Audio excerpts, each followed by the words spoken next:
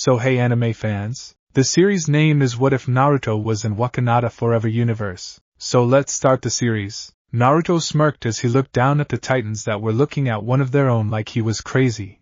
And while he himself would admit that the plan was crazy, it was nonetheless a great plan if they wanted to survive. Titan was overpopulating, and if it continued then all the resources would replenish. They had to make a choice. Well, not one choice, since there were many other choices, like, oh I don't know, leaving the fucking planet and going to another?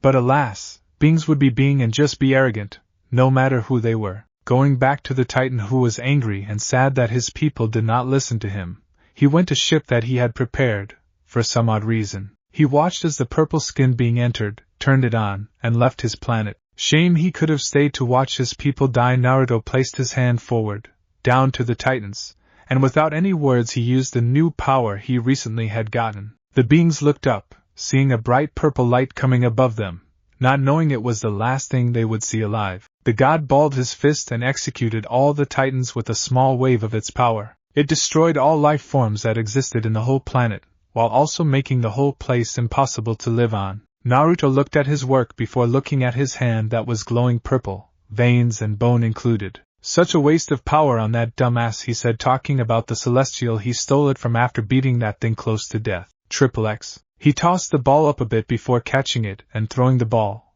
with the stone inside it, away into space. Why carry a stone when you can make one of your bones into the power's new source to hold its power? XXX. That idiot is seriously too arrogant sometimes, Naruto said, using his Rinnegan to extract the power from the liquid. It slowly went into his blood before traveling all the way to his eyes. The violet-colored eyes changed red for a quick second before blending into the eye's original color. The god let a little of the power in it to reform again before taking said missing small power and fully having all of its power, making it full. XXX. Naruto walked forward slowly and hummed.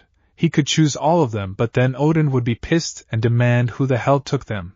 So it was some for now. I choose you. He touched one in the arm, making her disappear in a swirling vortex, transporting her to his dimension. You both are sisters. He touched another before going to her sister that was a couple of feet away. Cute. He touched another in the arm. Naruto turned towards Hila and saw her looking at him. He smirked at her, turning his eyes red and arm glow purple. With a wink he went back to his work and kept on saving those he felt were worthy. XXX. Slam. Naruto chuckled at the attempts Ego was making. You would think a celestial would at least train, but no, they rely on their powers. Such a shame, because if they had trained then they would have lasted longer. I'm sorry, he pretended to clean out his ear. I didn't really hear you there. The god put pressure on the celestial's head, making it scream in pain. HHHP, please stop.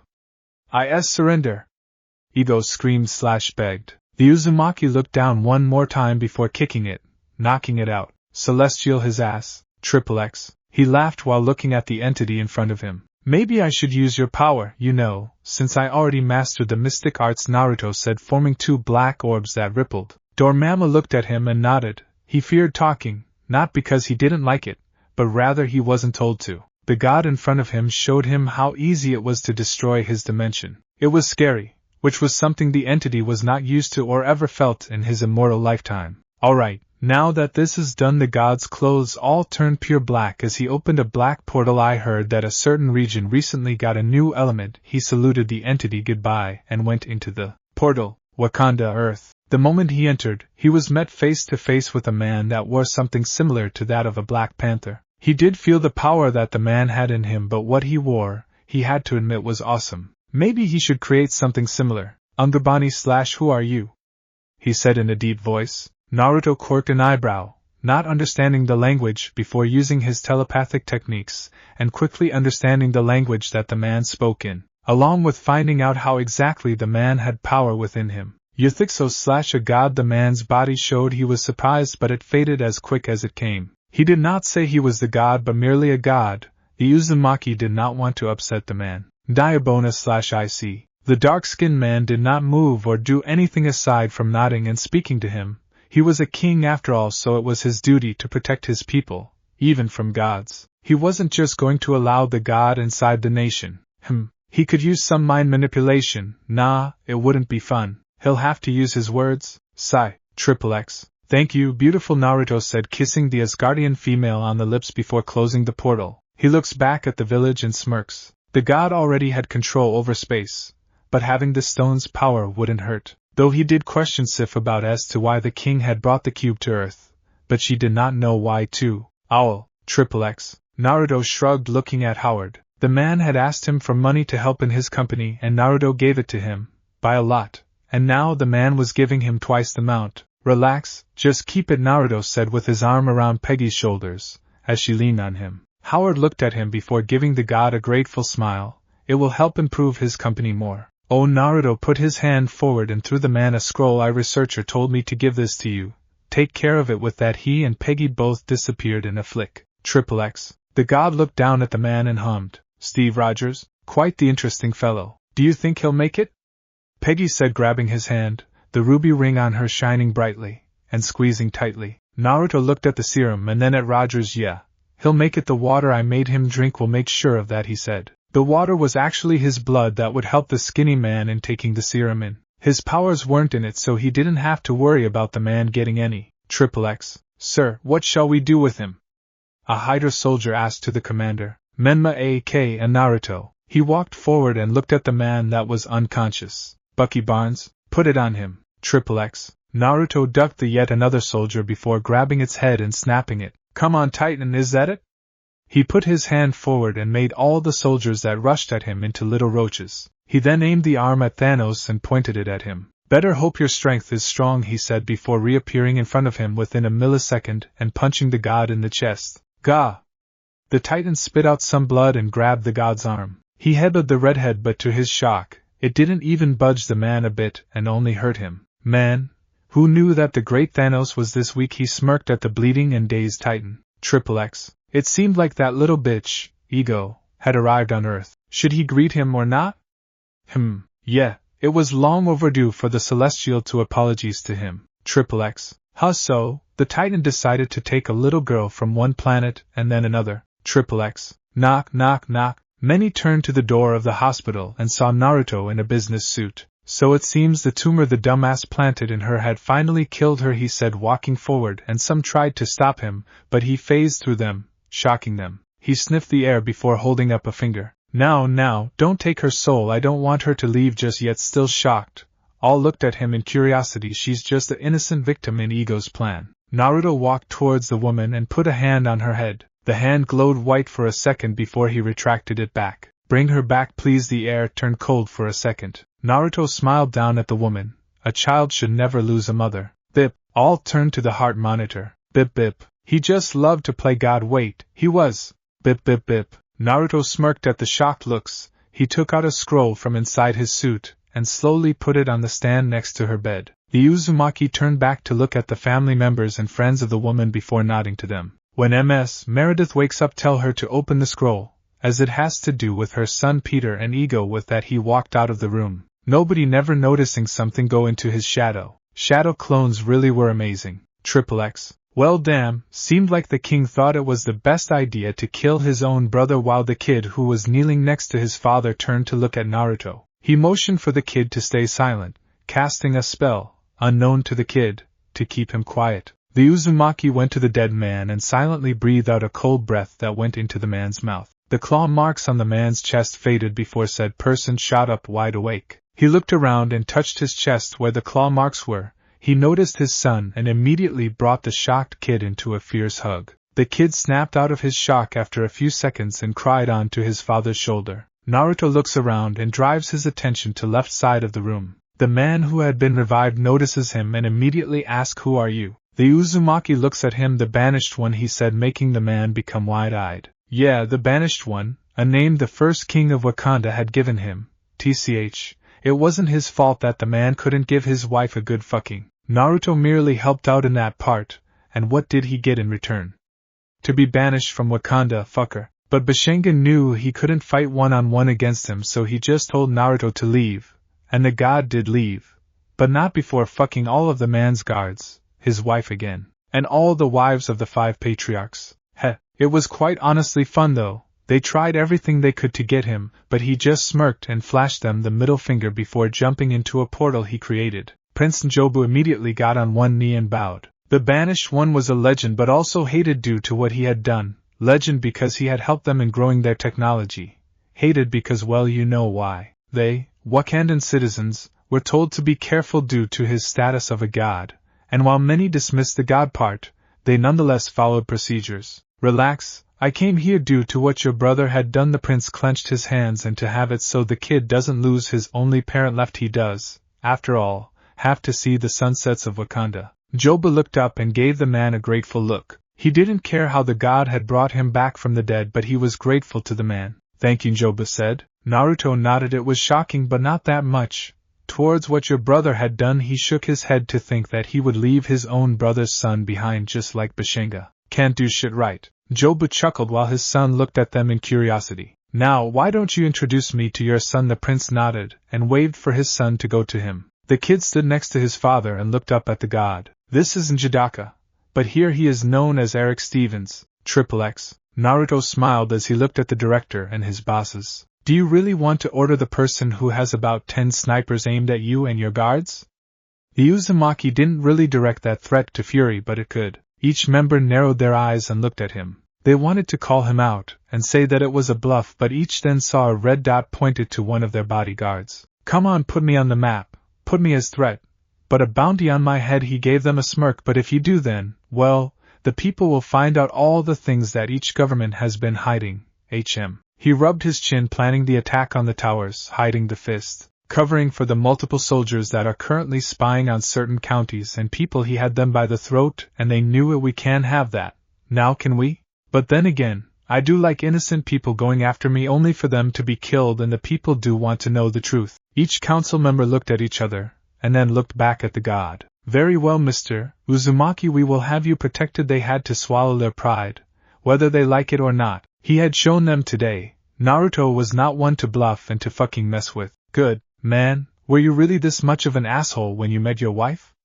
Naruto put his arm around the general and tightened his grip. Ross swallowed deeply, in fear at having the god put his hand on him. He had been informed by his superiors that Naruto was not to be fucked with. Exactly those words. They were that afraid of him. Many tested the waters and they paid the price. Did they receive medals? No, Naruto made sure of it. I only do what's good for the United States and my daughter. Banner is a threat. Ross finished, and immediately felt the hand tighten on his shoulder. Fuck. Really? You do what's good for the United States? Naruto chuckled before he let go of the man's shoulder and walked over to where Ross's daughter was. He knew that Bruce didn't mean to hurt the woman he loved, so it was a bit sad that it all happened like it was on purpose. The Uzumaki turned around and vanished into the air. It really was sad, but oh well. And he wasn't being a dick. He has a plan to reunite the two lovers together, but for now he'll let the hunt go on. New York City, New York. The god reappears in a chair that was inside of a mansion. He puts his feet up on the table and grabs a fruit that was on a bowl. Now he just waits. As I was saying, tomorrow won't do. How about in a month? Tony Stark, the son of his old friend Howard, came into the room. Right behind him was his assistant, Pepper Potts. They stopped their conversation and looked at Naruto, whom didn't stop eating his apple. Tony checks his security system and even asks Jarvis how he had entered inside without triggering the security system, but the AI couldn't give him one. Naruto finished his apple and throws it to a garbage can before turning to look at Tony and Pepper. You know, you really are like your father in the Playboy category. Tony twitched at the mention of his father, which isn't shocking. Just saying, you really are like the man who I gave the money to start Stark Industries. Tony's whole body freezes and slowly turns to look at Pepper, whom looked at the man in confusion. He looks at Naruto's face before remembering the words that both his father and his old butler had said. I have met a god with whisker marks, and one day you will too, Tony/Master Tony. Naruto looks at Tony and smiles. I assume you remember the words your father and Edwin both said? He asks as the man slowly nods. When his father had said that, along with Edwin, Tony always thought of them as some men both got high at the same time. In a sense, Tony thought they were fucking crazy. The redhead chuckled. They actually were all high when he told them to say that. Such a crazy week. Anyways, I came here to talk about some things. Anthony, the CEO of Stark Industries, looked at Naruto and quirked an eyebrow. What do you know about the reactor? March 26, 2010. Sink. The ground beneath the soldiers turned into quicksand and sucked the men deep into the ground. The others, who saw the whole thing happen, aimed their weapons at him and started to fire. Naruto waved his hand and the bullets swirled around him before vanishing into thin air. In a second, he was in front of one group of men. They tried to fire and hit him, but the weapons turned into dirt, while the punches froze an inch close to him. Now that wasn't nice. The Uzumaki grabbed one man by the neck and kicked another in the stomach. He slammed the man into the group before snapping the neck of one who was close to him. Naruto went into his kimono and grabbed a grenade. He lodged it deep into a fallen soldier before vanishing. The redhead reappeared inside the cave and camouflaged into the walls, slowly going deeper into the cave. He reached a metal door that was secured by 4 guards and smirked. His shadow disconnected from under him and quickly went to the guards, sinking each into it. Naruto looked down at his shadow that returned and smirked at the screams that were being heard from it. It was just a dark shadow dimension. Sheesh, no need to be pussies. Using a bit of X-ray, he looked inside the room that was closed by the metal door, and saw his old friend's son there, working on some armor. Interesting. Let's see how this works out. Hopefully Peggy doesn't kill me. Naruto created 4 shadows that took the forms of the 4 soldiers he killed. He'll go back to his home and just wait as things go. His shadows will tell him what happens. That's all he came here for, to check on the man. November 3rd, 2010. Naruto looked at Bruce, whom was fixing something for the manager.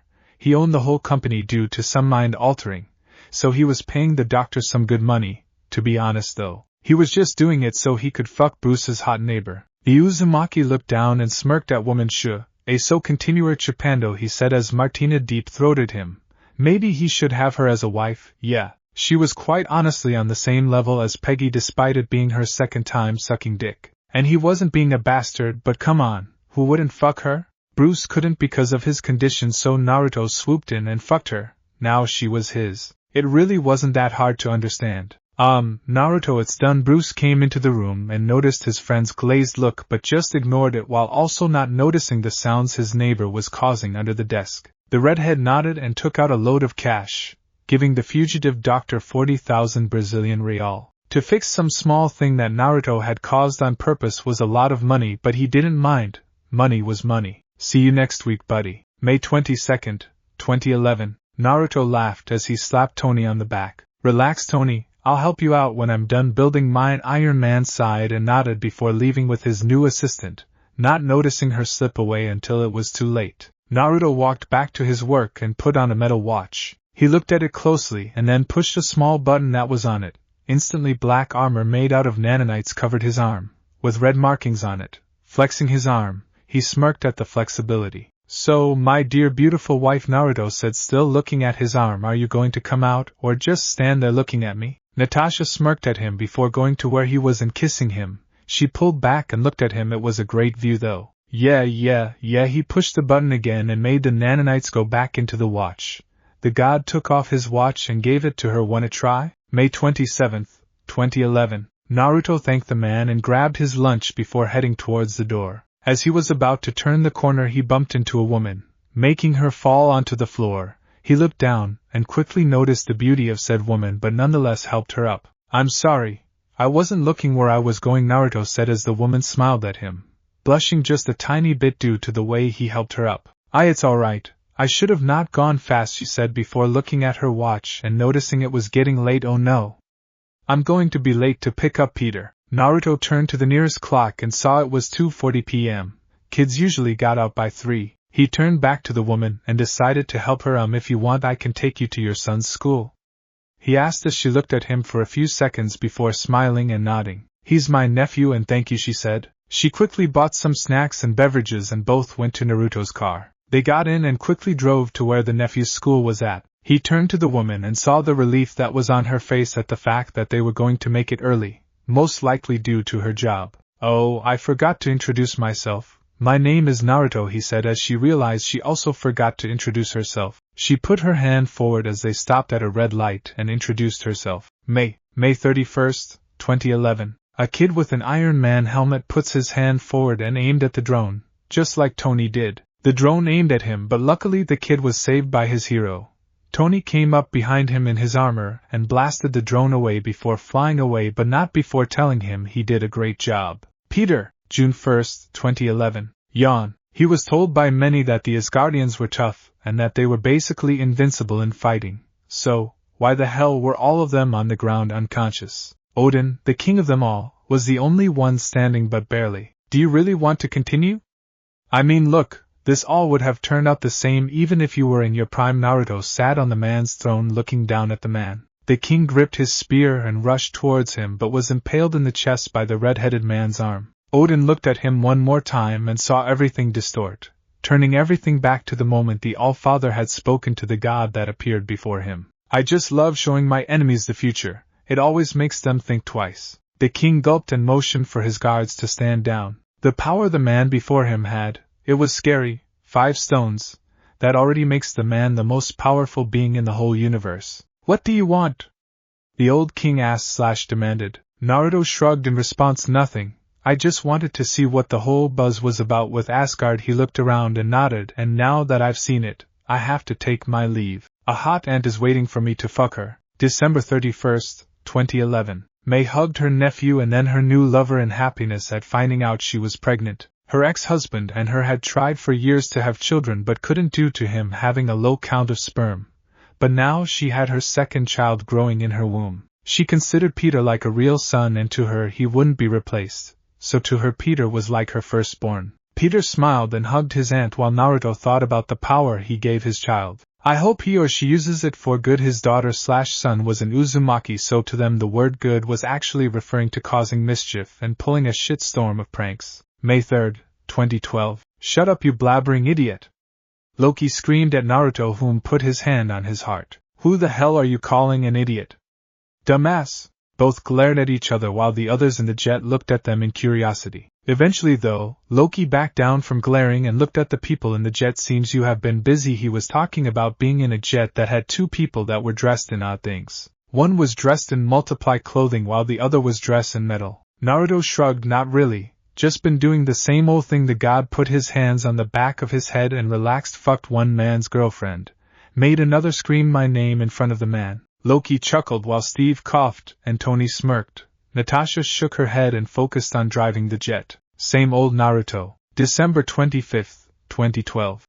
Nah, Tony could handle the Mandarin. He needed to spend time with his daughter, his wife, and his son. May had given birth to a demigod daughter that they had named Mari. He had treated Peter as his son and the kids slowly began to see him as another father figure. Anyways though, it was a lesson for Tony. Naruto wouldn't always be there to save his ass. He needed to do shit like he had done when he was kidnapped. Slap! Ow! He looked down at his daughter who had used her powers to slap him for ignoring her and not pushing her on the magical swing. Okay, sheesh. A baby and yet she can use her powers already. January 1st, 2014. Naruto looked at May and Maria as both women looked at each other. Peter was off playing with his sister in All But Blood. I get that you want to have a baby. But May looked at her door and put her head down. Why did you have to break the door? They were still living in their ordinary apartment, that was all, but that since Naruto had put seals in it and made everything better. The door though, it was still the same, until Maria had kicked it open and destroyed it. Maria blushed and apologized to her fellow harem sister. April 3rd, 2014. For a pregnant lady you still have it, Natasha said as her injury healed and hugged her. Steve and Sam looked between the two but didn't ask anything. Both were Naruto's wives, so normal was out of the picture. They weren't going to question how the heck Nat knew she knew Maria was under the helmet. October 19th, 2014. Yondu, no! Peter screamed out as his father in All But Blood was about to sacrifice himself so that Peter could live. Yeah, no, both men heard and turned to their left. Naruto stood there with flying with them as he grabbed a chip and put it on the blue-skinned man's neck. He pressed a button and a black helmet with blue markings made out of nanonites covered the man's head. The man breathed and gave Naruto a thankful nod, same with Peter, before going into the ship. Naruto smiled and heard a knock on some glass before turning and seeing his 2 wives there glaring at him with their arms crossed. Oh shit. Maybe he should remind them that he was the reason they got just a tiny bit closer as sisters. Just a tiny bit. Why do you side with humans?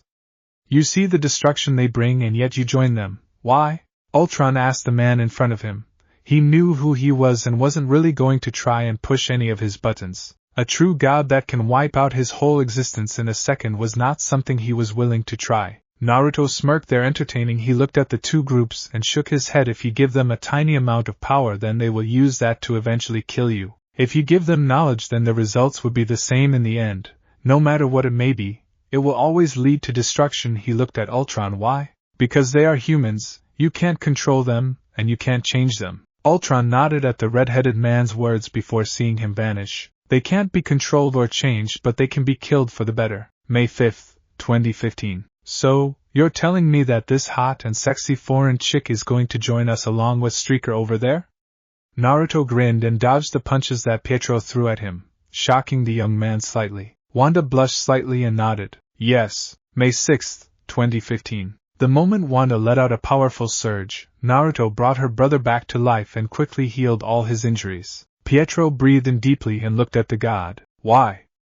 He asked. Naruto looked down at him sadly because still haven't used your powers for what they are meant to be. For the silver-haired man looked at him in questioning to fuck other men's wives without getting caught. May 7, 2015. The Uzumaki put his hand on Quicksilver's shoulder and grinned at the young man. You, me, and whoever else joins in later, are going to fuck so many bitches. Pietro nodded, though he was worried about his sister ever finding out that Naruto was taking him on adventures just to fuck girls, while also training on the side. What kind of boyfriend does that to his girlfriend's brother?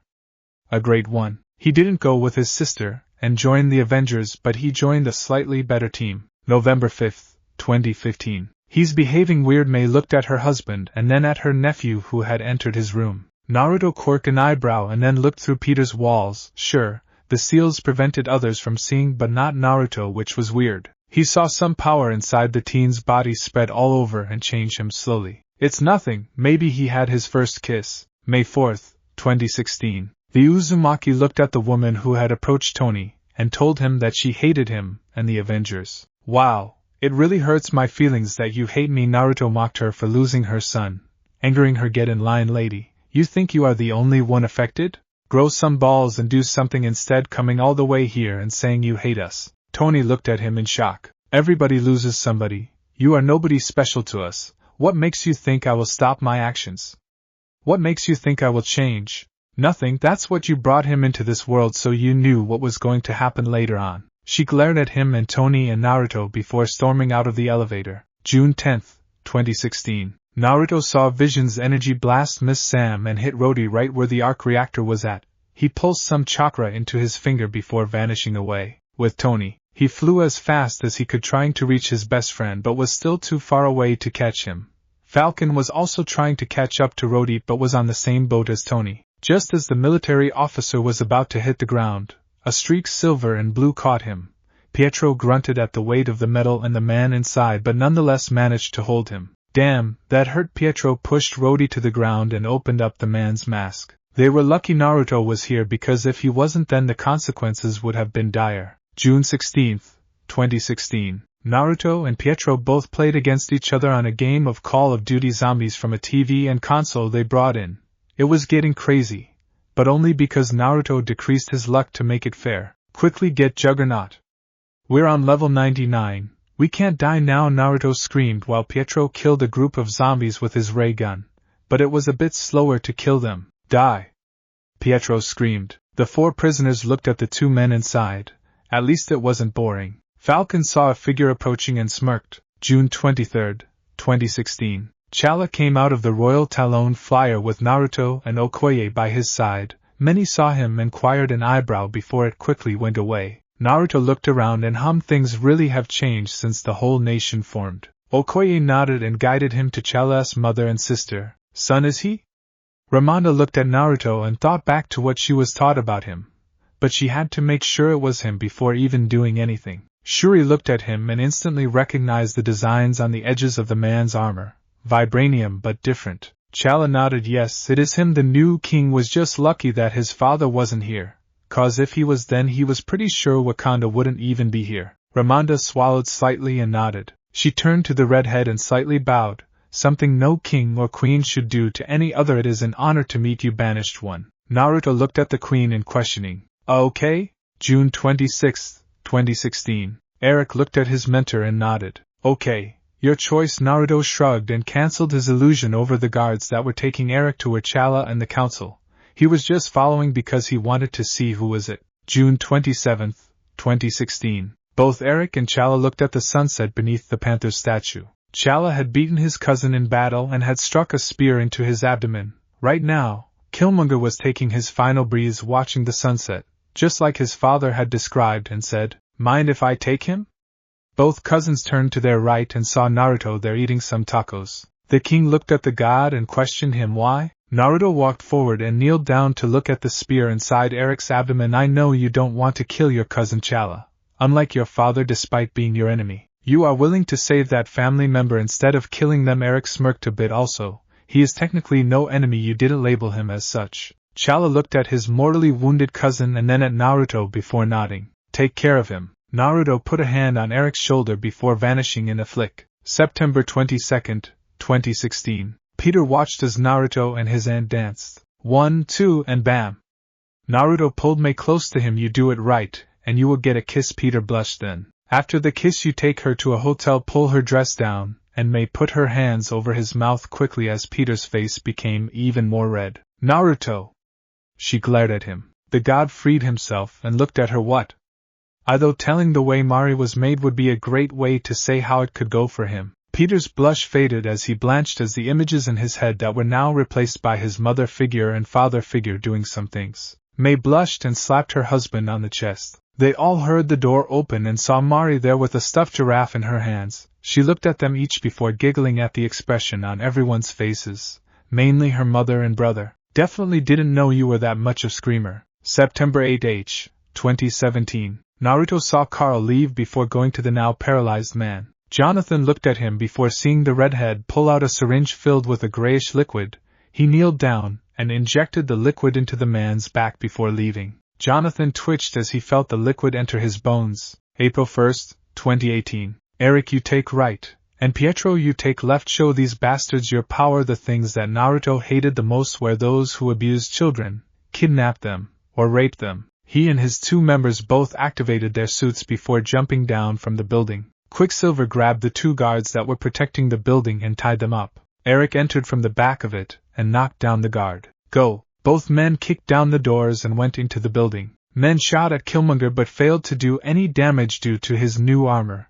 He grabbed his two spears and ran to one thug before slashing the man's throat. He grabbed him and threw him to another thug, kicking one who tried to sneak up behind him. Grabbing the man's gun, he shot at the incoming thugs. Quicksilver dodged the bullets that went past him in slow motion. He turned one man to shoot at his fellow gunsmen. Low swept two men and threw them to another pair. Level 1, secured, Killmonger said through his earpiece. Pietro looked at Eric before nodding and running all the way to the top floor. Killmonger heard the thugs coming down the stairs and grabbed another gun from the floor. Thanks to Naruto's training, they didn't even feel or see anything when Quicksilver ran, just a tiny spark. Eric's eyes turned slitted and smirked at the number of thugs that appeared. April 24th, 2018. Naruto casted an illusion over Peter and placed the seal on the back of neck. He went over to his bedroom and smiled at his wife and daughter sleeping together. Flick. Mei would kill him if anything happened to Peter. The seal was just in case. His Wakandan fiancé had put one on her brother and mother. Peggy put one on her niece.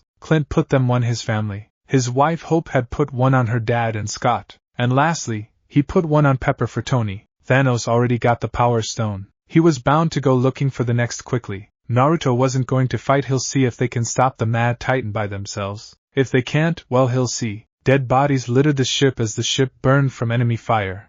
Upon the dead was man, still alive, holding on thanks to his blood in him. Rejoice, he heard Ebony Maw chant and commence a sermon dedicated to his lord Thanos, the Mad Titan who wielded a golden gauntlet with 6 depressions in it, for the 6 Infinity Stones. I have to say, as Guardian, you fought well, Thanos commented, but received no reply as the wounded man could only look at his brother who stood a few feet away from Thanos before a green beast attacked Thanos. Hulk, the wounded god, thought.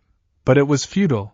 Thanos was stronger, and in the final act, another Asgardian sent the beast away, hurtling through space towards Earth. A mistake, Thanos stated as he grabbed a staff with sharp end and stabbed Heimdall in the heart. Thor screamed at seeing his friend die, and Ebony looked at him before using his powers to shut the god of thunder's mouth, just silencing him.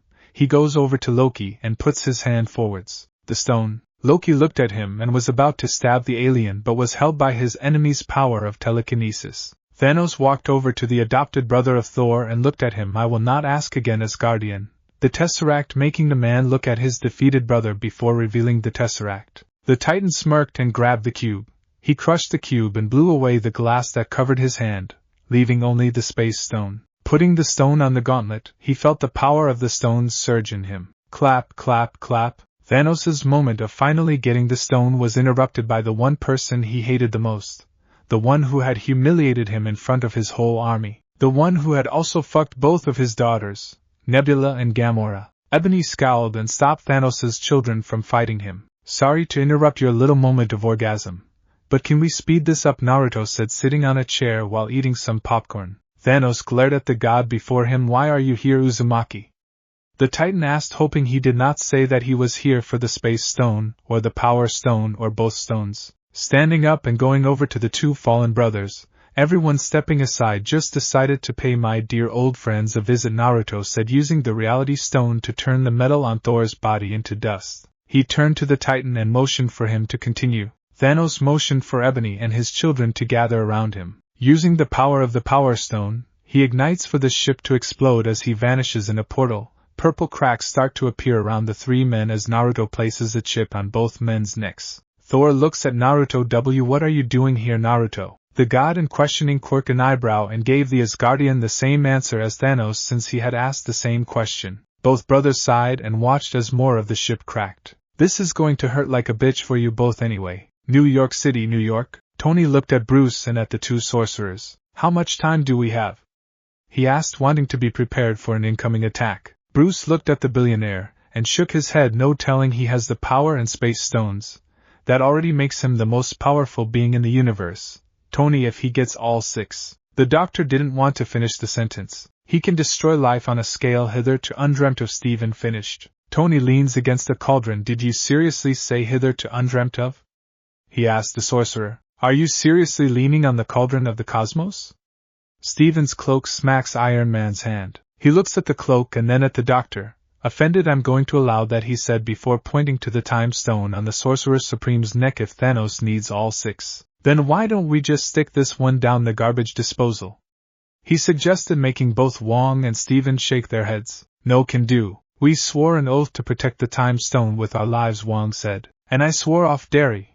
But then Ben Jerry's named a flavor after me. So Tony said as Bruce quirked an eyebrow. Stark raving hazelnuts, Stephen said, having both him and Wong tried the ice cream. It's not bad. A bit chalky. A hunka-hulka burning fudge is our favorite, Wong added, making Bruce surprised that they now had things like that. Tony shook his head. Whatever. Look, point as things change. He hoped that the sorcerers both went with his idea. Dr. Stang narrowed his eyes. Our oath will not change. It may be our best chance against Thanos. It may also be his best chance against us, Tony pointed out. Stephen and Tony both glared at each other before hearing a knock. They turned to the open door to the sanctum and saw a woman with a small little girl besides her. Tony recognized her, and was surprised that she would be here. May?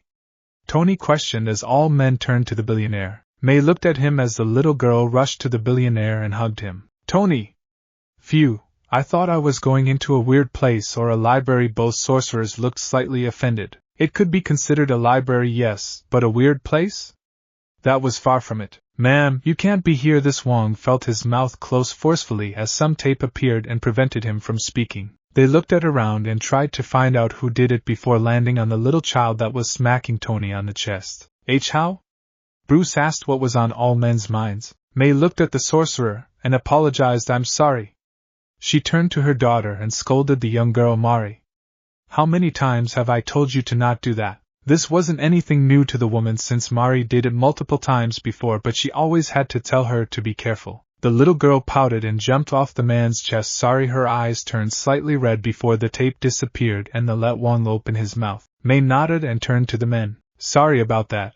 Her father told her to have as much fun as she wanted, so she does what she wants. May motioned for Mari to go to her, and continued talking to the men. We came here because Naruto said it would be a great place to be protected. I didn't really get what he meant. She stopped as Tony held up a finger. He looked around and tried to find out where the noise he was hearing was coming from. Do you guys hear that? He asked, and heard some commotion occurring outside the sanctum. He goes to the doors and opens one to see what was happening, and saw the chaos that was going on. The billionaire looks inside and motions for the 3 men to follow him. May stay here with Mari, he told the woman, making her nod, as the sorcerers, billionaire, and doctor all went outside. The little demigod looked up at her mother before running around to look around the sanctum. May sighed and followed her hyper daughter, with Naruto. The redhead knocked out both of the brothers before leaving them to float in space. And no, he wasn't being a dick. But since Thanos had killed much of both men's people, then it was their fight. Right now, he was on a distant planet with both Eric and Pietro, with some strippers. So why aren't we fighting? Quicksilver asked, worry for his sister. Naruto slapped a woman's ass and turned to look at the Silverhead. "'Cause if we were to go and help, then the battle would be over in a quick second, you know, due to your powers being heightened. To be able to run at the speed of light, well shit, that was already overpowered. And Eric, fuck, the guy was already triple the powerhouse that Chaka was. It was like the king of Wakanda, Steve, and Bucky were all in one person. Just relax, Speedy. You know that the seals got him covered." Eric smirked as the alien chick he was with pulled down his zipper. "The best fucking team with the best team leader. Also, if we go, then maybe Wade might be there, and I told him he can't be breaking the fourth wall with me around him. Which got him pissed at me. New York City, New York? Shit!" Tony is knocked down by Cull Obsidian and was about to be hit again when the weapon was grabbed by Peter. The teen looks to see Cull Obsidian. "Hey man, what's up, Mr. Stark?" He turns to look at his mentor to see what the fuck was happening. "Kid, where'd you come from?" "Field trip to MMA." Peter was grabbed by Cull Obsidian and thrown aside. "What is this guy's problem, Mr. Stark?" Peter asked, getting back up. "He's from space. He came here to steal a necklace from a wizard," Tony said, protecting himself from Cull's hammer. With Steven and Wong, Ma lifted several bricks from the ground and turns them into sharp points. He sent them towards Wong and Strange, but the two make portals and boomerang them back towards Ma. The telekinetic moves a car to protect himself, but one spike still hits his head, creating a cut. Angered, the alien uses a broken fire hydrant's water stream to knock Wong back several meters, rendering him unconscious. Shit, Steven snaps a whip of magical energy to bind Ma's hands and yanks. But Ma flies forward with the pull and pins Strange upside down against the building, using the bricks to trap the Sorcerer Supreme. "Your powers are quaint, you must be popular with children," Ma mused as he tries to grab the amulet holding the time stone but jerks back when it burns his hand. The sorcerer smirked. "It's a simple spell but quite unbreakable." Snarling, Ma looks directly Steven in the eyes. "Then I'll take it off your corpse," he says, and pulls the wizard away from the building and throws him to the ground. Steven starts the gestures to use the Eye of Agamotto, but utility cables first pin Strange's arms, interrupting the spell and closing the eye, while another cable winds around his torso, then tightens around his throat. "You'll find removing a dead man's spell troublesome," he says, close to knocking out. His opponent looks down at him and tightens the cables. "You'll only wish you were dead," he says as Steven falls unconscious. With Naruto. "Told you they looked at the fight that was happening in New York." All three men were now at a brothel, having grown bored of the strippers. They had fucked a few girls before they grew bored again. Sometimes being overpowered was boring, but what can someone do? Nothing but accept it. "Yo Naruto, your son is being beamed up," Eric says as Naruto looks at the screen and sighs. "May is so going to fucking kill him." Wait, did Steven and Wong put a TV in their sanctum? He was sure they didn't, but knowing Steven, it was possible. Meaning it was possible for them to see what was happening outside. Shit! Both Proxima and Corvus looked at the hologram head of their father, both ashamed and fearful that their father would kill them because of their failure to retrieve the Mind Stone from Earth. "So, both of you failed to get the stone?" Thanos looked down at them while they nodded. "Yes, father," she said as Thanos narrowed his eyes. It was not that he was mad that they did not get the stone, but rather that they were defeated by mere earthlings. "I see," he muttered, looking at the two and then at his gauntlet. "Well, no matter, for now those stones can wait." Both husband and wife quirked an eyebrow. He looked at them. "I need both of you to get Cull and Ebony as quick as possible. If one is dead, then good riddance. If they died, then they died. Once all of you are together, I want all of you to meet me at Nowhere. There is something that has to be done before all stones are in my hand," Thanos said as he looked at his gauntlet one more time. The two children nodded as they went off to find their brothers. The one thing before all the stones. With Naruto, the Uzumaki looked out of the window of the penthouse he and his crew were staying at. "When you can produce riches out of your hand from mere nothing, was quite honestly awesome. But anyways, he was currently looking out of the window because of a feeling he had. His eyes slowly changed to a ruby-red color as another clone of him appeared from golden sand. "I can feel the copies getting close, meaning that Thanos is coming here." The powers of the five slowly started to seep out of him and enter his clone's body. "If he wants the stones, then give it to him. I don't care, just make sure he goes away soon." With that, he disappeared in a flash. Not soon after, two ships appeared in the sky. The clone looked at the two and smiled. Such a wonderful fucking day it was. With Thor. Wake. With Mantis saying that, Thor jolts right up.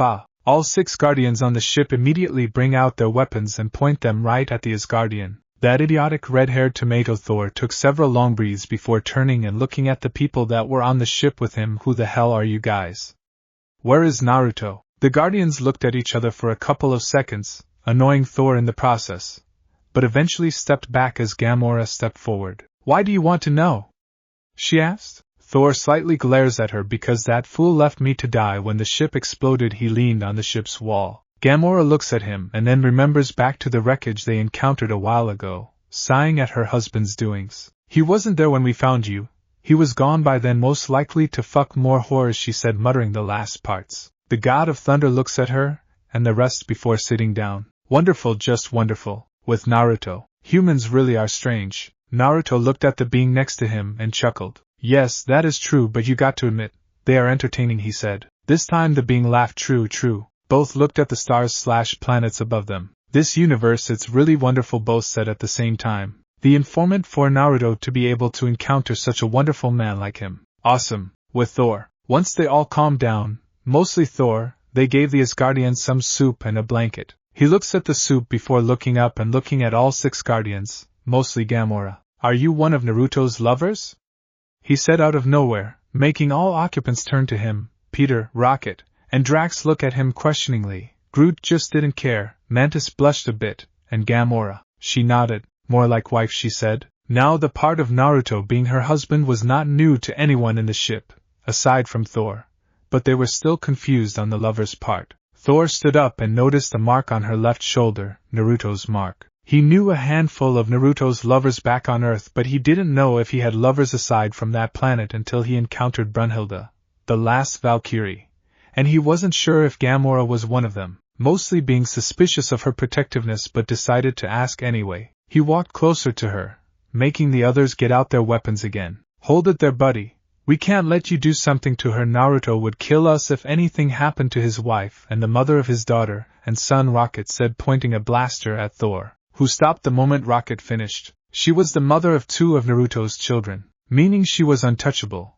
so, if anything happened to her then Naruto would be livid, and he did not want to see a livid Naruto. Sighing, he stepped back and looked back at the darkness of space through the windows. With Steve, Sam and Natasha look at both Vision and Wanda. Why the sudden disappearance? Steve asked, looking at Wanda. All 4 were on a mission a couple of days ago when she had suddenly disappeared without saying anything, and now they reunite again, but they wish the circumstances would have been different. I'm sorry, but Vision said it was an emergency, and you can see why now, Wanda said as they nodded. They looked at the damage that was done to Vision and saw that it wasn't fixing itself like it usually does. What was the weapon made out of to do this? Vision held his hand over the Mind Stone as the pain he had been feeling from these past few days doubled. Vision! They went over to him in worry, but he held his hand to stop them. The pain, it was new to him, especially from the Mind Stone, but he could deal gasp. His eyes become clouded as he sees a vision of Naruto's powers being extracted from him by a weird-looking machine. All 6 stones' powers going into someone giant with a golden glove on his right hand that had 3 infinity stones already on it. He could feel the powers of the stones. He could feel how powerful the man was going to become when he got Naruto's powers. Gasp! Once the vision ended, he looked around frantically to make sure he was still in the Quinjet, and saw everyone staring at him. We need to go now. Naruto's in trouble. Both Natasha and Wanda looked at each other and looked down a bit but nodded nonetheless, like Steve and Sam. The way he said it, Vision, a highly advanced android, was afraid. With clone Naruto. The clone sat on a chair looking at the 4 in front of him. He chuckled at the reality stone that was on the gauntlet. The collector. Wow, he wasn't shocked that a stone was with said being, but still with the collector? Thanos looked at Naruto and flexed his gauntlet. I assume you already know why I am here. He asked the one person he hated and feared more than anything. The redhead rolled his eyes and nodded. The other 3 stones, the ones you need to complete this task of yours. The giant nodded. I know of the other 2, but alas, the soul stone hasn't appeared yet, which is weird. He knew of the stone and where it was put, but he'd let the purple giant figure it out, if he hadn't already. Thanos smirked. Both time and mind stones are on Earth, which you no doubt already know, and that's about it, he said, playing a bit confused. The smirk on Thanos grew bigger. I do already know of the 2 stones on Earth, but that isn't why I am here. The clone quirked an eyebrow. You have had an encounter with each of the 5 stones and gained some of the powers of each, to the point where you could control all 5 if you had the chance. Both Proxima and Corvus pointed their weapons at him. Something which is impossible for me, yet Thanos pointed at Naruto, which is the reason why I am here. The stones. I would need your control over the 5 to ensure my victory. A beam shot through both sides of the wall and captured the clone in the center. He looked down and at the sides. You're stealing the control. The powers he had inside him started to seep out and go to the gauntlet. Correction, I am merely borrowing the control. Naruto tried moving but failed. He was stuck, having the powers of the 5 leave him and into the gauntlet. So, this is why he was getting close. Minutes later, modifying his body, the clone made it look as if the whole draining process was too much. He was pale, sweaty, and tired. You should feel happy. Thanos looked at the gauntlet, and could feel the stones merge with him, knowing you were the reason everything is going to prosper for everyone. The beams released him, making him drop down on the floor with a hard thud. The giant looks at Naruto one more time. Let's go. A portal appears behind them and takes them away as the clone sighs. Should have fucked her before they left. Welp, one pussy less to piss Thanos off. Pop, with real Naruto. Quite honestly, the big guy really did have to get better guards. The moment Thanos appeared where his clone was at, he had appeared on the ship, and within a second, he already had his guards in trance. That was just sad, but that's beside the point. He quite honestly wasn't going to be on the ship for more than a few minutes until he had sensed on his wife's life forces within the ship. It made him curious as to why the hell 2 of his wives got captured. Oh, he had to up their stamina training. No wife of his should ever get captured because they lost in a fight, be it them versus 100 or 1,000 or even millions of soldiers. No matter what, they should never lose. If it was on purpose, then it was fine, but other than that, fuck no. Training should start. Naruto stopped his thinking as a portal opened up a few feet in front of him. He quickly sank in the shadows and waited. Out of the portal his friendly power borrower appeared along with his other 3 children. Thanos turned to look at his children and ushered them to go away. Take as many as you need, but do not fail me. They all bowed and left to set sail towards Earth and get the Mind Stone. Now he started walking to a door where one of his wives was. It's time we had a talk, daughter. The door opened up as Gamora appeared in the room. Naruto turned to where his other wife was being held captive and slowly traveled to said room. With Tony. Yeah, that's on Earth. Dipshit, the situation was not good right now, at all. What are you hassling us for? Tony asked. So you're not with Thanos? Spider-Man asked the attackers. Star-Lord shook his head quickly. Thanos. Fuck no! I'm here to kill Thanos before Naruto kills me.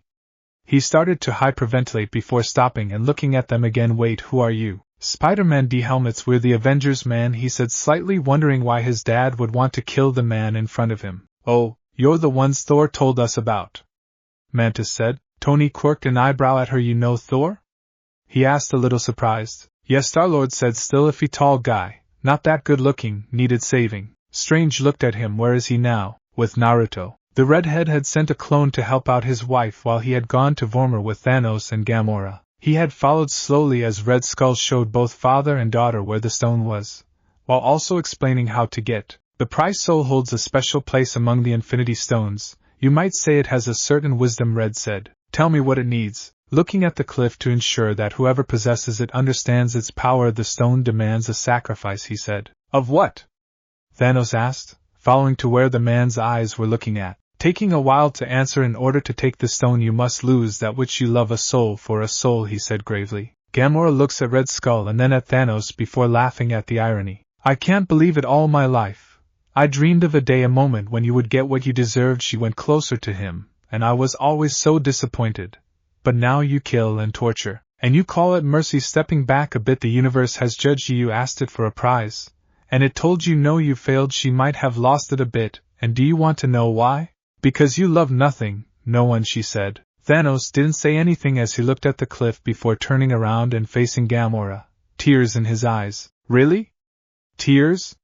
She asked. Red Skull looked at her. They're not for him. Gamora looks at the Red Skull, and as her bitter smile fades, realizes what is about to happen. She shook her head at Thanos fiercely. No, this isn't love. I ignored my destiny once. I cannot do that again, even for you. Gamora looks down for a moment, then back up to see the resolution on his face. She grabs the red jeweled dagger from his belt with lightning reflexes, triggers the blades and stabs herself in the stomach, but it's only bubbles. I'm sorry, little one. He grabs Gamora by the arm and walks towards the cliff. She struggles for a bit but couldn't get out of his grip, and oh. Naruto breathes in before breathing out. His eyes dilate a bit as he becomes invisible to the eye the moment Thanos throws her off the cliff. Using his speed and time control, he goes to her and directs some blood out of her nose. The blood slowly transformed into another Gamora as the real one disappeared into a portal the Uzumaki created. It would have been tricky or harder if he had touched her, since then he would have had to throw her, and he wasn't going to risk her beating his ass later. She was still going to kick his ass, but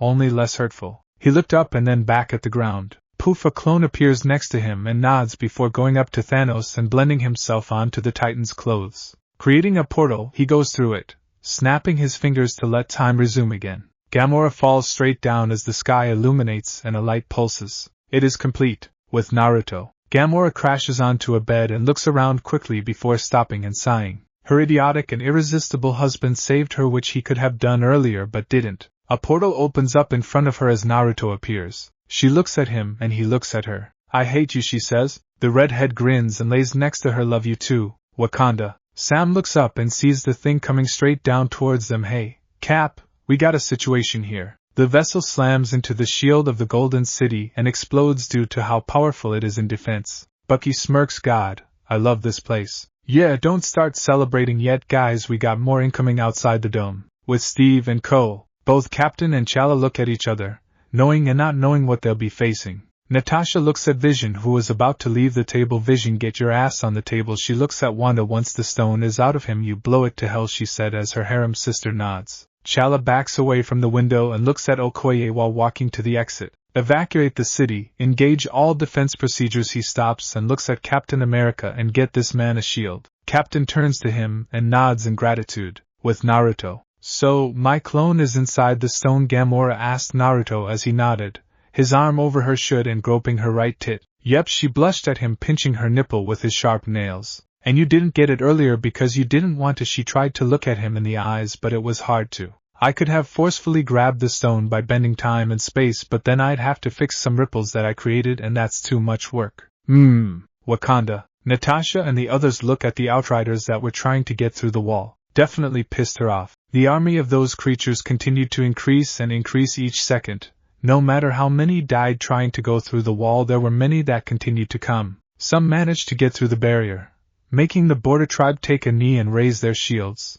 The King's Guard behind them level their spears over their comrades' shoulders and, on T'Challa's command, begin to fire at the monsters. Bucky and Bruce also help in shooting down some that were missed. Where is Naruto when you need him? Steve and T'Challa look at each other, shaking their heads. One knew why said God wasn't here and the other knew another different reason. With Eric and Pietro, the seal on their necks pulse and a blue aura surrounds them both. They look at the people in front of them and begin their slaughter. They should have kept their mouths shut and followed orders, but no, they wanted to start a war against all three. Death seems like a good punishment to give. With Thor, he needs the axe. Where's the handle? Tree, help me find the handle.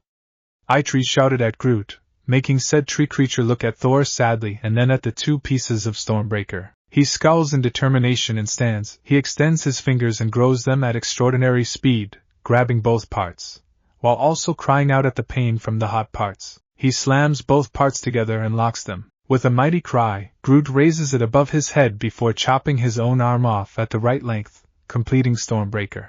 A crackle of lighting appears from Thor's fingers as does around Stormbreaker. With Hela, marrying and fucking in hell was not how she imagined getting married and having sex for the first time. Though it would have been a bit weird, but it was actually very, very, very fun. She also never imagined getting married to a deity that was with other women. But where was the fun in marrying only one person for the rest of her eternal life when she can now have fun with a deity who has multiple women at his side? And she means multiple women. He was a god at fucking. He gave her a child. He made her queen. And he sure as hell made her feel emotions that she hadn't felt before. Who the heck would be crazy to leave that behind just to rule Asgard? It would have been nice. But you can't always have what you want. She learnt that the hard way. That fucking idiot Surtur and him destroying Asgard. But anyways, she felt her hand twitch slightly and smirked. Her dear second little brother had gotten himself a new weapon, and from the feeling, it was the one weapon she had never gotten a chance to see or fight against. Don't disappoint me now, Thor. Round 2. Nothing like fighting against family for the throne and survival to make someone's blood pump. ASE, sweetie, can you come here really quick? One of your uncles is about to join the fight. Coming, mother. Nothing beats mother-daughter time than watching a battle that was in another planet, fighting for the fate of the universe. Wakanda. A beam of rainbow colors shot down from the sky and into the middle of the battle, killing some monsters with it before an axe came out and killed more with it. It traveled a bit and killed of some of the monsters that were on top of the Hope Buster, Chala, Steve, and Natasha before it returned to the light as a hand grabbed it. The light cuts off and shows Thor with Groot and Rocket by his side. The Avengers look at Thor with astonishment as Proxima and Cull Obsidian looked at the God of Thunder with unease. Bruce de-helmets and laughs at seeing his friend join the fight. You guys are so screwed now. Thor looks at the two children of Thanos and glares at them before directing his attention at the Outriders. Charging forward with his new friends and new weapon, he begins to channel his powers. Bring me Thanos. Lightning gathered and surrounded him as he launched himself into the air, his powers channeling onto Stormbreaker, before shooting straight down in the middle of a horde of Outriders, killing off many with the blast and creating a crater where they stood. Proxima and Cull looked and snarled at the outcome of the Asgardian joining. The Asgardian and Earthlings just didn't know when to give up, but fine. If they want to add a power boost with Thor coming into the battlefield, then they might as well do the same. Proxima clicked on a button on her spear as Cull did the same. Aside from getting good dick from her former lover and messing her up to the point where her husband no longer satisfied her, she also had access to some weapons and items in his vault. Thus, her spear and her brother's hammer upgrades. A spear that could kill thousands and a hammer that could create craters. Well shit. She just hopped that female Earthling with the blonde hair didn't cross her path. That mark on her neck, her former lover's mark, was already a major power boost, bigger than the Asgardian's new weapon. Then again, she could beat her to a bloody pulp and have her summon Naruto just to see her in that state. Yeah. Natasha felt someone looking straight at her and turned to see who it was. She saw the one who faced against her before, when they were rescuing Vision and Wanda, looking at her with hate and glee. Grabbing her batons, she clicked on a small button on the bottom. Red fire with white lightning surrounded the two weapons as she pointed one towards Proxima. She didn't know why, probably the smugness, hate, and glee on Proxima's face, but she knew one thing. You're mine, bitch. He looked at the trees around the planet and shook his head in amusement. Every single time in every single universe/dimension, they have these idiots who think that they are the most powerful beings in the universe just because they could destroy a planet with a single shot of their powers, every single time. And guess what? Every single one of those times, those beings get killed by him due to their own arrogance. It was fun, yes, but they are just really annoying to deal with. Thus, he was here now at this current moment. So, tell me again, what was it that you were saying? Naruto looked down at his foot and smirked at the struggling primordial ego. Its head was right at the bottom of the redhead's foot, while its arms were trying to get his leg off, trying to use all its strength but to no avail. Get off, MGH. Ego was cut off when Naruto quickly kicked the being in its throat, making it choke a bit. He sighed and shook his head. This was just supposed to be a small visiting trip since he had sensed a source of power in the whole thing. Then he met this primordial and next thing he knew, Naruto was kicking this thing's ass. It was just sad, honestly. The whole fight, if you would call it that, took just 30 seconds. Can never find a good fight. You know what? Naruto backed up a little. I don't care anymore, he said, shaking his head, the smirk slowly turning into a disappointed frown. Just like the others who are like it, he knew that getting an apology from it would take at least 100 more times of beating it senseless and almost close to death before he got it. No point in staying here and waiting. Though it might be dumb in other people's opinions to just let their enemy go to learn and grow stronger, Naruto also knew that ego was at full power when it fought. No amount of extra training would make it grow stronger. Might it learn from this fight and get smarter? A little, but it wouldn't even help it in future fights. Naruto was just playing with it through the whole fight and will continue to do so. He knew it. Ego knew it. No point in training and learning when it wouldn't do shit in the end. The outcome will always be the same every time. Ego will always be an ant fighting against real primordial entity. Sigh, he turned his back towards the primordial and started to walk away slowly. Might as well go back to Earth and see how these wizards have progressed with their magic. He stopped in his tracks when he felt the Celestials create life, not just a pet or something small where it would not disrupt the flow of life. No, he felt them create things that were bioengineered. Once someone creates a new life, they create a new soul, something that would always be noticed. Let's just see how perfect these beings are, he chuckled as he closed his eyes and encased himself in dark matter. Never mind the wizards, he had to see these beings, the fun that will come from watching them. They will learn magic and about Dormammu one way or another by themselves. Years later, Naruto looked at both sides and shook his head again. The deviants thought that the celestial that created them had given them Earth to do as they pleased. This was theirs and the Eternals were just intruding, the other celestials betraying the agreement they had among them. The Eternals, on the other hand, were just here because the celestials had sent them. One side was the good side, and the other was the bad side, each side viewing the other side as the other. Was he here to stop them? This fighting that was happening among these two groups and the civil war brewing amongst the Eternals? Answer: no. Why would he? They had to figure out all of this on themselves. Sure, he had lovers amongst them, but he wasn't going to be this knight in shining armor for them. Too boring. For now, though he'll see how it all turns out, the Masters aka the Wizards had started building the 3 sanctuaries to fight against Dormammu and protect Earth. It took them a couple of 100 years. But they finally managed to become decent wizards, not masters per se, just enough to fight an entity like Dormammu. It was funny though when they had told him the way the sanctuaries were going to be built, and how they were going to look. On the outside it may look different, but on the inside, it was another matter. PFTT, he could have done that with one single seal. But nonetheless, they were making progress. He quirked an eyebrow. Vibranium. Well, more like a piece of it was expanding, and it had grown a flower? Interesting. He had expected the tribes to keep on fighting for the land for a while more, but it seemed that Bast had decided to interfere and create a champion. Well, guess he had to set a goddess straight. All that happened on Earth had to go through him.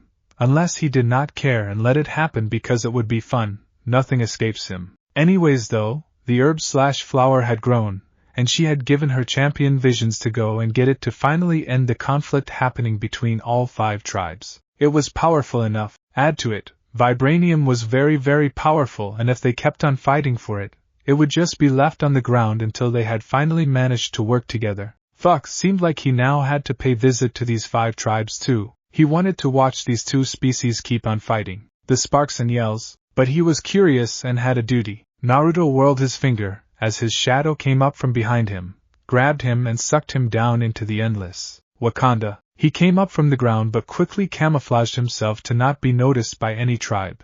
It would be alarming for anyone to see someone coming up from the ground like the dead. Doubt he would even get out a word before they shot him with spears and arrows. Now, Bast, let's see who this champion of yours is, he said as he went towards where the power from the herb was being emitted. A couple of minutes later, and he arrived. Same time as the champion. Naruto chuckled as he saw the champion. She chose well, it seemed. A shaman and a strong warrior from what he saw. The Uzumaki stayed back and watched as everything ensued. The crushing, to the drinking, to the process of the power becoming one with him. The shaman/young warrior slowly stood up and flexed his hand, his legs, everything. It was new to him, to feel that powerful that quick. Sadly though, he would have to do that later. Naruto coughed into his hand and slowly walked towards him, undoing his camouflage. The shaman turned towards him in alarm and quickly went into combat position but was shocked and taken back when the stranger had then appeared before him. The redhead's eyes dilated for a second and then went back to normal the next. He wasn't going to speak English to someone who didn't. He needed a little bit of information. Sayavuyasana nachincho wako and shachili, kadwan dinashishini nothixakatsi wako, kweyokuba onanengsaki. Congratulations on your change, champion. But I have business with your goddess. And if you don't mind, Naruto hit all the pressure points on the shaman's body, making him fall down to the ground limp. He was still awake and panicking but could not move anything. Snap! He snapped his fingers, casting a genjutsu over the area in case anybody came. Fumla, oku akuyi kukukathaza, kadwa isathixakatsi sako senza into gaphandle quenvium. Relax, this will not bother you, but your goddess did something without my permission, he said as he tapped the warrior's forehead and made him fall unconscious. Inside the shaman, the warrior woke up and looked around in frantic. Whoever that man was, he was something, not something else but something. Behind him, he heard a chuckle. If it were anybody else they would have most likely killed you just for thinking that, Bishenga Naruto said, walking right up next to said warrior. The shaman went rigid seeing that something come next to him. If you are wondering how we can now speak the same language, we are in this universe's God realm. If you would, languages in the realm of gods didn't exist. It was just one, thus it was easy to understand one another. No barriers, no questions. Bishenga nodded slowly but did not look at the redhead. I see, he quietly said, trying not to ask many questions in case it would be rude, before asking him one thing that he had said before coming into this realm. You said the goddess Bast had done something you did not give her permission to do. If I may ask, what exactly did she do?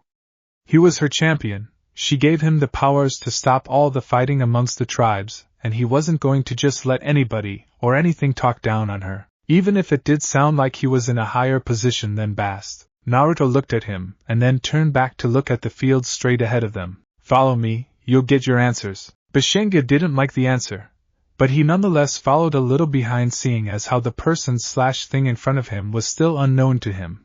Never just follow blindly. Always stay back in case it was a trap. A couple of minutes later and both men arrived in front of a cave. Naruto turned his head to look back at Bishenga. You've only seen a blurry image of Bast in your dreams due to her not wanting to show any of her forms to life, she says. Is beneath her. Bishenga slightly agreed. He was not going to go against the gods' beliefs. They were technically beneath her. Today, though, is your lucky day. You'll be the first ever human to see her in her animal form, Naruto said, walking into the cave with the young shaman walking behind him, slightly closer in anticipation to see his goddess. Taking a few steps inside the cave, and torches that were invisible from the outside lit up. They walked a couple more seconds inside until they reached two golden doors, typical of gods, always flashy. Is that you, Sekhmet? That is rare. You usually don't visit unless there is something important to talk about amongst us, they heard from the other side of the doors. Naruto smiled and pressed his hand on the golden doors. Bishenga looked at him and then the doors before noticing they started to melt down onto the floor. Sorry to disappoint, but Sekhmet isn't the one here today. Instead you got me. And let's just say that I am a little pissed on how some pussy decided to do whatever the hell she wanted in my world, the Uzumaki said, walking past the melted doors with Bishenga behind him. Inside, Bast in her panther form stood up from the floor in a quick second and slowly backed away to stay away from him, while also looking behind him at the only escape there was. Now Naruto smacked his foot on the floor, making seals spread all over the room. The doors might be melted, but it doesn't mean the seals will let her leave. She was stuck, she knew it. She wasn't going to get out of this one. Not even her father or even both pantheons would be able to stop the being in front of her. Bast had played with the wrong entity. According to all pantheons, all entities, and gods, the number one rule when it comes to me, no matter if it is just a glimpse, the moment I put a foot in your home or your pantheon's territory, said gods are supposed to greet me. Now Bishenga knew this was a higher god. The way Bast had reacted, was scared to meet the god right next to him in the eyes, and was looking for a way out. She had done something the god did not take kindly to. So why is it you or anyone in this pantheon did not greet me and is still not bowing? Bast, Naruto said, with one of his eyes turning red with a slitted pupil in the middle. Bast felt a force make her whole body heavy and make her crash down onto the floor. Her hands and knees slowly started to go into kneeling position until she was kneeling in front of Naruto and her champion, who was staring at the scene in shock and a bit of horror seeing his goddess kneel. A god kneel amongst another, add to it. He did not know who this god was yet, besides the fact that they were higher than gods. It terrified and shocked him. Better, Naruto said, looking at her in said position. She didn't respond and kept looking down on the ground to avoid contact with him. Don't worry. Your siblings and the rest of the family will face the same treatment that you are receiving. It is both pantheons' punishment. A wooden chair came up from the ground beneath him. He sat on it and smirked down at her, which is a shame since that was a rule set on you guys. But I don't enforce it since I don't really care, just as long as you all know you will never be higher than me. He rested his head on his arm. But it seems you think the opposite, Bast. You seem to think that you are above and do whatever you fucking want without my permission, the one being's permission who you need permission to do anything, he said. I didn't mean to, Lord Uzumaki. But those Bast tried to say out but got interrupted by said Lord. It was never about the tribes for you, Bast. I know you gods. I know you don't care about humans, they are below you. According to you gods, he rolled his eyes for you. It was just about having a champion. The only times you gods give a single care about said humans, You want to show your champion is the best out of all of those out there from the other gods. Naruto looked at Bishenga, telling him right there his answer. She had not asked him permission to create a champion to represent her. He was just created because she wanted to show to all the other gods that her champion was better than any other god. Answering his question, she did a selfish stupid move going against the god's back. So now leaves the question, what am I to do?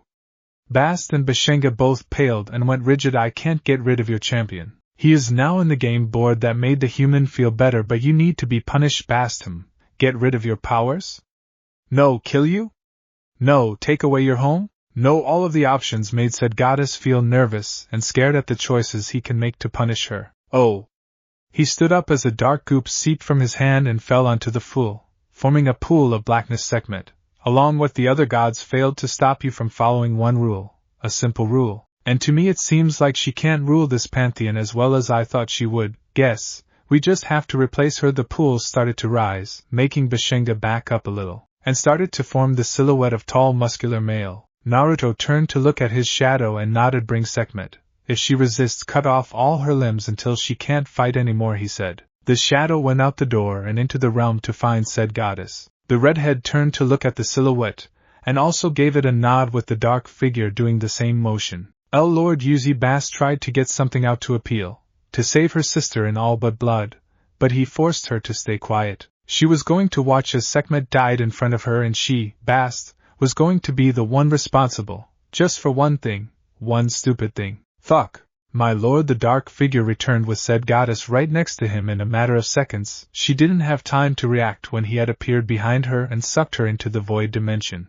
only to pop up within Bast's chambers. How Dara's spear of gold and silver shot into her abdomen faster than anyone had realized. Sekhmet, Naruto called out to her, as she slowly turned to him, the spear in her with golden blood slowly coming out, the moment she looked at him. Her eyes widened. I give each ruler just one chance to rule their pantheon, right, Sekhmet?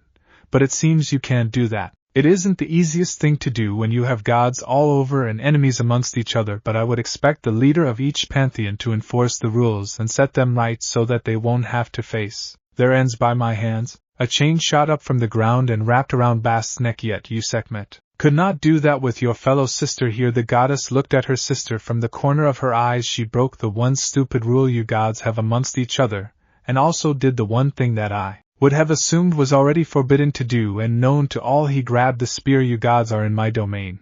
I am the one who says yes or no. No one decides to do whatever they want like they are above me. I am the one who is above all you gods. I am letting you stay here. I am letting you have sections. I am letting you all live. He turned the spear to hurt the female more. You let your sister create a champion without my permission. Let her do whatever she wanted because both of you are so close that you trusted her and didn't think she would betray that. Yet she did, looking at her straight in the eyes as said goddess felt her powers stop, not leave but stop. Luckily for her, her life will be spared since she put her champion in the game. Sadly though, you on the other hand, Sekhmet, will not have that opportunity. The black figure approached her and stood behind her. You did not rule properly, Sekhmet. You have failed as a ruler to all the gods in this pantheon and failed as a god. Naruto pulled out the spear as the dark figure began to envelop her. Therefore, Sekhmet, warrior goddess and goddess of healing, daughter of Ra and Hathor, you are sentenced to death due to your assistance in helping the goddess Bast in the creation of a champion, an act that is forbidden to do unless given permission from me. Your titles, powers, everything will be transferred to a new host who will rule with an iron fist and better than you did as a ruler. All who defy or try to challenge me in this decision will face death. The figure enveloped everything but her head. He looked at her in the eyes as he said one final thing. Like I said before, Sekhmet, your trust in your sister was the one that caused your downfall and the one that cost your death. You will be known as a failure who could not even control one god and will be known as an example to the other gods should they try this again. I am above you all. Goodbye, Sekhmet. With that said, the dark figure enveloped Sekhmet. It stayed in the outline of Sekhmet and remained in said outline for a couple of seconds before changing its form. It didn't stop until a new body was standing before all of them, having the same body as Sekhmet, but a human face with a few distinct animal features on it. She stood at a height higher than what gods would normally be, which was 8 feet. She stood at 10 feet in height, Naruto wanting her to show that she was above the pantheon's gods in both power and height. Bast looked at the feet of the new god and tried to remove the chains but couldn't. Her sister was dead and now known as a failure of a god because of her, this new god taking her place. She hated this. She hated these chains. She wanted to fight back even if it meant death in order to set it right, everything right, but she couldn't. Naruto turned his attention towards her and went towards her, slowly crouching to be in the same height. He chuckled and shook his head. The gods of all the pantheons will know what happened today, and you, Bast, will be there to tell everyone who asks what happened. And don't think you're off the hook yet. I know you. He put his finger on her neck, a small spiral tattoo/seal appearing and spreading all around her neck before vanishing into her skin. I say come, you come. I say kneel. You place your head on the ground. I say lick. You do it like your life depends on it. I say kill a god. You kill them, even if they are family. She nodded by force and balled her fist. Good. Naruto smirked as Bashenga also kneeled when said God turned towards him. Relax, Bashenga. You're just a pawn. You're not at fault here, so relax. I won't hurt the tribes when you finally control them or take away your powers, so like I said, relax. He did not relax. He was still kneeling, which Naruto didn't really hold it against him. He just killed one of his pantheon's gods. Let's go back to the real world. Wouldn't want the tribes to start looking for you. The champion nodded and followed Naruto as he undid the seal and slowly started to walk out of the cave. Remember, Bast, I am always watching.